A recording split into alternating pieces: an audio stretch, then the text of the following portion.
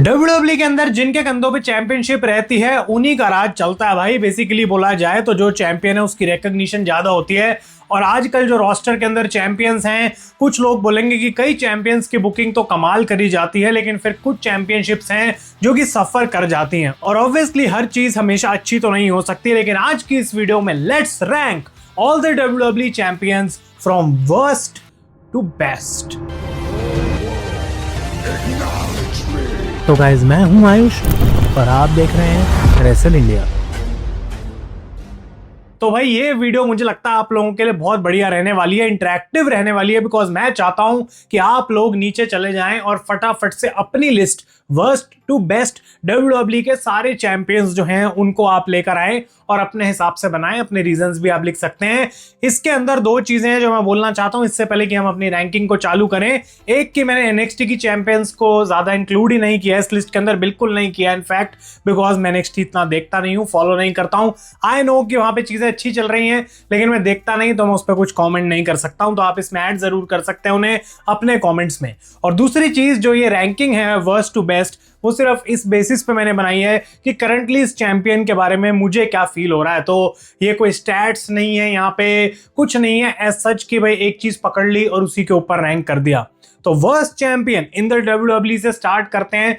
और ये अनफॉर्चुनेट बोलो या फिर कुछ भी, लेकिन आई डोंट थिंक इससे कोई डिसएग्री करेगा, that is the women's United States champion Julia. अब जब ये चैंपियनशिप आई थी इसके बारे में मैंने एक चीज बोली थी कि थोड़ा टाइम इसको देते हैं और जब कोई चैंपियन रहेगा कुछ देर तक उसके बाद मैं कमेंट करूंगा आके कि इस चैंपियनशिप के ऊपर मेरा थॉट क्या है। और आज आपको वो थॉट पता लग गया। भले ये टाइटल मीचिन के पास हो, भले ये टाइटल जेलिना वेगा के पास हो, चेल्सी ग्रीन के पास हो या फिर जूलिया के पास हो, इसको उतना स्पेशल दिखाया नहीं जा रहा है। अब कहीं ना कहीं डब्ल्यूडब्ल्यू के विमेन्स रोस्टर की कमी भी स्मैकडाउन पे इस चीज को वो थोड़ा उसके बीच में आ रही है कि इसको अच्छा नहीं बना पा रहे, लेकिन मेरे हिसाब से जूलिया से बेकार कोई चैंपियन इस समय डब्ल्यूडब्ल्यू के अंदर है नहीं। तो टोटल 11 चैंपियंस की लिस्ट है यहाँ पे और अब 10वें नंबर पे हम चले जाते हैं एंड यहाँ पे आते हैं the WW world tag team champions JD McDonagh and Finn Balor. भाई कब से ये चैंपियनशिप तो लेके घूम रहे हैं, मुझे भी याद है कि किस तरीके से Finn Balor finally win Balor बन के वो चैंपियनशिप को लेके आए थे। लेकिन भाई अब ये बंदा पिन ना हो पाए इसके डर से अपना टाइटल डिफेंड ही नहीं करता है। और अपने आप में एक स्टोरी लाइन बन चुकी है कि आखिर ये कब डिफेंड करेंगे इन टाइटल्स को। और हर हफ्ते हमें देखने को मिलता है कि एडम पियर्स फोर्स करते हैं जजमेंट डे को किसी तरीके से कि वो चैंपियनशिप डिफेंड कर पाए, किसी मैच में वो उन्हें डाल दें, कभी वाइकिंग रेडर्स तो कभी न्यू डे तो कभी कुछ तो कभी कुछ। लेकिन इन चैंपियनशिप्स की एज सच कोई वैल्यू पूरे शो के ऊपर मुझे तो नहीं लगती भाई। फिन बैलर और जेडी मैकडोना चैंपियंस हैं, यहीं पे बात खत्म हो जाती है। इस चैंपियनशिप की कोई खास वैल्यू है नहीं। नंबर 9 पे अब मैं जाने वाला हूं और ये थोड़ा सा कंट्रोवर्शियल भी हो सकता है दोबारा, और ऑब्वियसली ये कंट्रोवर्शियल होगा बिकॉज मेरी लिस्ट है, आप डिसएग्री करोगे, इसीलिए मैं चाहता हूं आप लोग कमेंट्स में अपनी लिस्ट डालो। पर यहां पे नाम आता है टिफनी स्ट्रैटन का। टिफनी ने जबकि थोड़े बहुत डिसेंट मैचेस जरूर दिए हैं, स्टेफनी वाला मैच काफी ठीक ठाक था क्राउन जूल के अंदर, नाया जैक्स के साथ उनकी थोड़ी फ्यूड चली है, लेकिन उसके अलावा मुझे कभी ऐसा नहीं लगा कि ये बंदी चैंपियन है। ऑनेस्टली मैं बोलूं तो जब वो जेड कारगिल नयोमी और वो सारी स्टोरी लाइन चल रही थी तभी इंटरेस्ट बना हुआ था, लेकिन डब्ल्यूडब्ल्यू ने उसके बाद नयोमी पे जो है वो कैश इन दूसरी जगह यूज कर लिया और नयोमी को रॉ का चैंपियन बना दिया। वहां पे भी अब नयोमी तो नहीं है, लेकिन उस वजह से इस स्टोरी लाइन के जो है वो एल लग गए। और कहीं ना कहीं टिफनी एज अ चैंपियन जबकि डब्ल्यूडब्ल्यू रखेगी अभी मुझे लगता है काफी टाइम तक, मुझे यहाँ पे कोई खास उनके अंदर कुछ ऐसा दिख नहीं रहा कि उनको बहुत बढ़िया चैंपियन मैं अभी तक बोलूं। नंबर 8 पे मैं आऊंगा और यहाँ पे आते हैं द वायत सिक्स, जो कि अभी चैंपियनशिप्स होल्ड करते हैं WW tag team title SmackDown पे। और फाइनली ऐसा लग रहा है कि डब्ल्यूडब्ल्यू उनके साथ कुछ अच्छा करेगी। सामने से एमएफटीज की टीम जो लाके खड़ी कर दी है, तो कुछ ना कुछ इंटरेस्ट उसमें पीक होने वाला है। लेकिन इससे ऊपर मैं इसलिए भी नहीं जा सकता यहाँ पे बिकॉज कहीं ना कहीं वायत सिक्स जो हैं उन्होंने इतना कुछ किया नहीं है अभी एज अ चैंपियन। हम कहें तो जब से वो टाइटल जीते हैं उसके बाद से वो काफी फ्लैट परफॉर्म कर रहे हैं, कुछ खास उनको दिया नहीं गया, स्टोरी लाइन वाइज इतना कुछ इंपॉर्टेंट नहीं है। और अगर इस वीडियो को हम 2 महीने बाद दोबारा बनाएं तो शायद ये रैंकिंग थोड़ी ऊपर चली जाएगी, लेकिन आई डोंट थिंक कि इससे ऊपर इनको रैंक किया जा सकता है। और उसका रीजन ये भी है कि जो चैंपियन इससे ऊपर है वो डिजर्व करते हैं, वो इससे नीचे इस लिस्ट के अंदर हो नहीं सकते। तो टैग टीम टाइटल्स का सिलसिला फाइनली खत्म करते हैं और ये थोड़ी चौंका देने वाली बात है कि यहां पे जो आता है नाम अब वो है Charlotte Flair and Alexa bliss का। ये लोग नंबर 7 पे हैं इस लिस्ट के अंदर बिकॉज मुझे लगता है कि जब से इनको विमेन्स टैग टीम टाइटल्स दिए गए हैं तब से शायद एक बारी को मुझे विमेन्स टैग टीम टाइटल्स के लिए कुछ फर्क भी पड़ता है। जबकि जब तक वो टाइटल नहीं जीते थे तब बहुत बढ़िया चल रहा था अलेक्सा और शार्लेट का, लेकिन जब से टाइटल जीते हैं वो फिर से थोड़ा थोड़ा नीचे जा रहा है। लेकिन इतना मैं ये बोलूंगा कि मैं कोई पक नहीं गया हूं इनको एज ए चैंपियन देख के।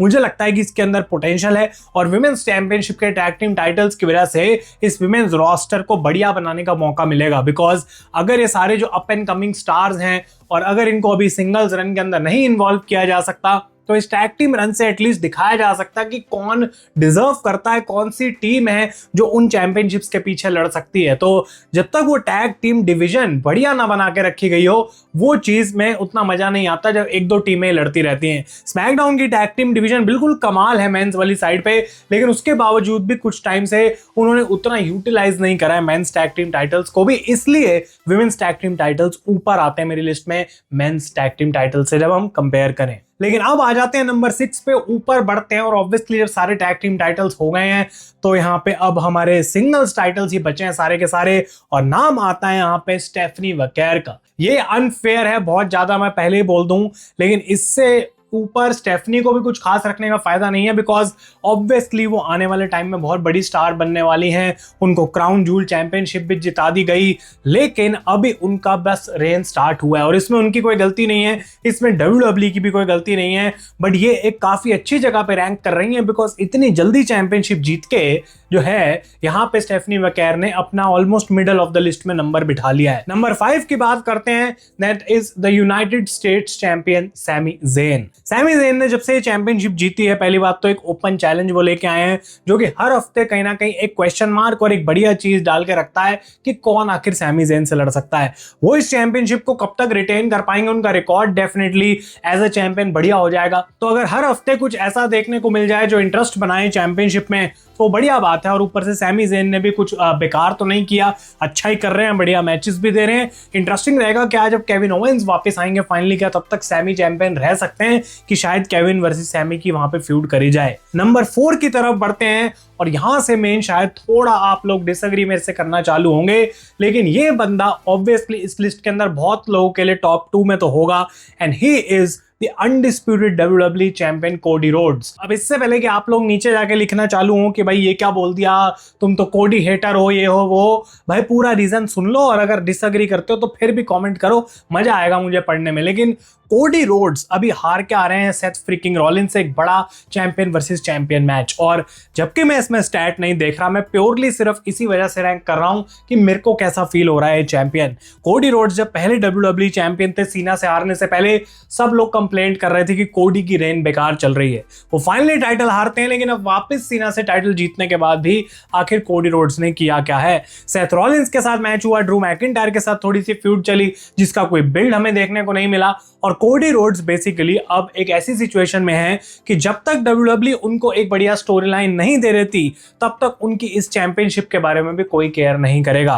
भले ही कोडी रोड्स कितने भी बढ़िया मैचेस देते रहे और वो एक बहुत अच्छी बात है कि वो कभी पीछे नहीं हटते हैं, क्लासिक पे क्लासिक डिलीवर करते चले जा रहे हैं, बट इस चैंपियनशिप को हम रैंक कर रहे हैं और चैंपियन को रैंक कर रहे हैं और इस बंदे को बेटर पोजीशन में डालना बहुत जरूरी है। अब इस पॉइंट के बाद अगर ये रैंडी वाली स्टोरी और अगर कुछ बड़ी स्टोरी कोडी के लिए तैयार नहीं होती है तो मुझे खतरा है कि कहीं इस लिस्ट के अंदर कोडी का नाम और नीचे ना चला जाए, जिस हिसाब से स्टेफनी वकेर और सैमी ज़ेन का स्टॉक बढ़ रहा है। तो मेरे हिसाब से Cody Rhodes is on number 4। अब टॉप 3 की तरफ हम बढ़ने वाले हैं और यहाँ पे नाम आता है the greatest women's champion, the greatest women's wrestler, the greatest of all time। और ये सिर्फ मैं नहीं कह रहा हूं, ये स्पोर्ट्स इलस्ट्रेटेड कहता है, ये ब्लीचर रिपोर्ट कहता है, ये ESPN कहता है, हर कोई बंदा यही कहता है, and she is the man, the women's intercontinental champion Becky Lynch. Honestly अगर यूनाइटेड स्टेट्स विमेन्स चैंपियनशिप से कंपेयर करें तो भाई जमीन आसमान का ऑलमोस्ट यहाँ पे फर्क है, बिकॉज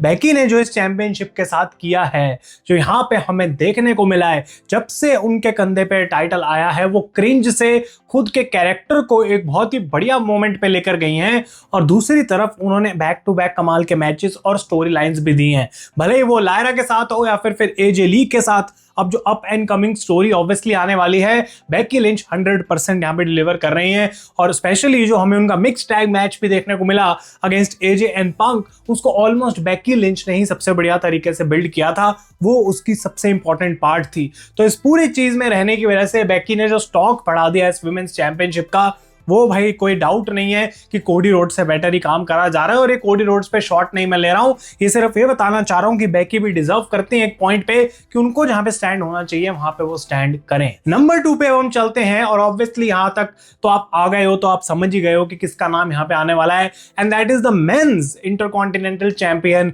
डर्टी डोमिनिक मिस्टीरियो। और ये कोई शौक नहीं है, कुछ भी नहीं है, ये तो बहुत ईजी था भाई उनको यहाँ पे रखना, बिकॉज बेकी और डॉम के बीच में मैं थोड़ा कंफ्यूज था कि किसको बेटर बनाऊं।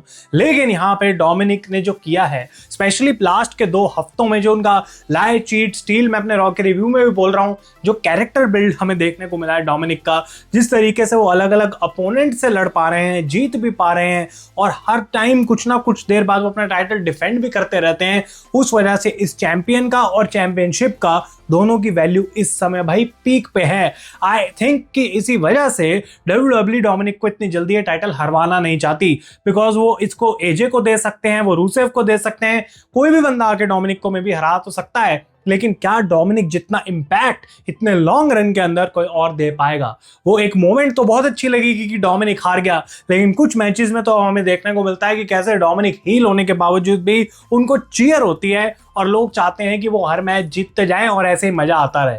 तो डोमिनिक ने जो काम किया है वो अनबिलीवेबल है, अपने आप को जिस तरीके से एस्टैब्लिश किया है वो कमाल है, and that's why he is on number 2। But number 1 पे जो है बंदा, वो कंट्रोवर्शियली अभी भी नंबर 1 पे स्टैंड करता है, बिकॉज उसने अपने ऑल्टरनेट सामने राइवल को, सबसे बड़े दूसरे WWE चैंपियन को हराया ही नहीं है, but he also rain the vision, and that is Seth freaking Rollins. और ये वीडियो की टाइमिंग इतनी कमाल है बिकॉज हो सकता है कि आज से कुछ दिनों बाद ही सेथ रॉलिंस को स्ट्रिप कर दिया जाए टाइटल से, या फिर वो अपनी चैंपियनशिप सीएम पंक से हार जाएंगे सैटरडे नाइट्स मेन इवेंट के अंदर।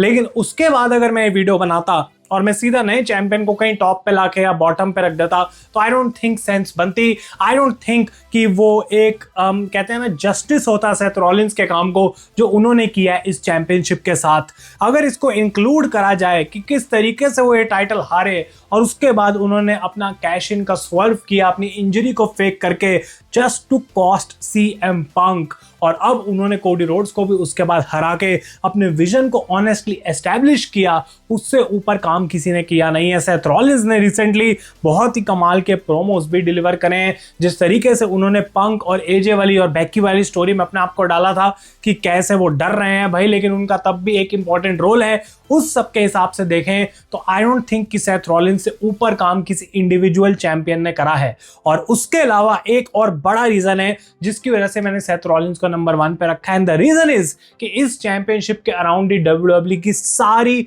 इंपॉर्टेंट स्टोरी लाइंस रिवॉल्व कर रही हैं। अगर बात करें तो Jey Uso, Roman Reigns, CM Punk, LA Knight, काफी सारे बड़े बड़े नाम हैं जो कि इस चैंपियनशिप के अराउंड ही रिवॉल्व होते हैं। और डेफिनेटली इस टाइम पे कहना बेकार होगा, स्पेशली बिकॉज मैंने कहा कि कोडी रोड्स के लिए चैलेंजर्स की कमी पड़ जाती है।